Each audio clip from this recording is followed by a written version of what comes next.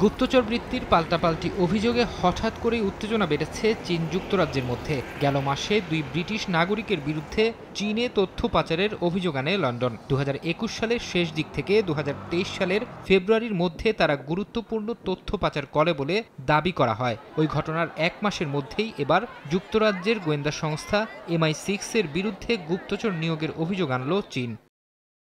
চীনের রাষ্ট্রীয় নিরাপত্তা মন্ত্রণালয় বলছে, চীনের বিরুদ্ধে দেশটির দুই কর্মকর্তাকে গুপ্তচর বৃত্তিতে নামান MI6 এর গোয়েন্দারা। সম্পর্কে তারা স্বামী স্ত্রী। স্বামীর ডাকনাম ওয়াং আর স্ত্রীর নাম ঝৌ। দুজনই চীনের একটি রাষ্ট্রীয় সংস্থার অতি গোপনীয় বিভাগে চাকরি করতেন। চীন সরকার বলছে, 2015 সালে চীনা ব্রিটিশ শিক্ষার্থী বিনিময় কর্মসূচির অধীন যুক্তরাজ্যে লেখাপড়া করতে যান ওয়াং। সে সময় MI6 এর সদস্যরা তার সঙ্গে যোগাযোগ শুরু করেন। তাকে নৈশভোজ ও ঘুরতে যাওয়ার আমন্ত্রণ জানানো হয়। উদ্দেশ্য ছিল ওয়াংয়ের আগ্রহ ও দুর্বলতাগুলোকে ভালোভাবে বোঝা। নগদে 500 টাকা বা তার বেশি পেমেন্টে পেতে পারেন ঢাকায় জমিসহ 20 কোটি টাকার পুরস্কার।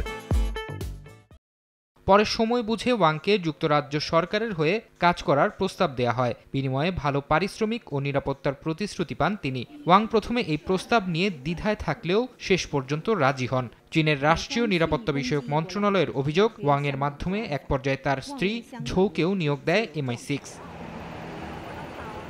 সম্প্রতি চীন ও পশ্চিমা দেশগুলোর মধ্যে একে অপরের বিরুদ্ধে গুপ্তচর বৃত্তির অভিযোগ বাড়ছে। এ মাসের শুরুতেই হংকংয়ের গোয়েন্দা সংস্থাকে সহযোগিতার অভিযোগ ওঠা এক ব্যক্তিকে মৃত অবস্থায় পাওয়া যায় বলে জানায় যুক্তরাজ্য পুলিশ। ওই ব্যক্তি যুক্তরাজ্যের রয়্যাল মেরিনের সদস্য ছিলেন বলে জানা যায়।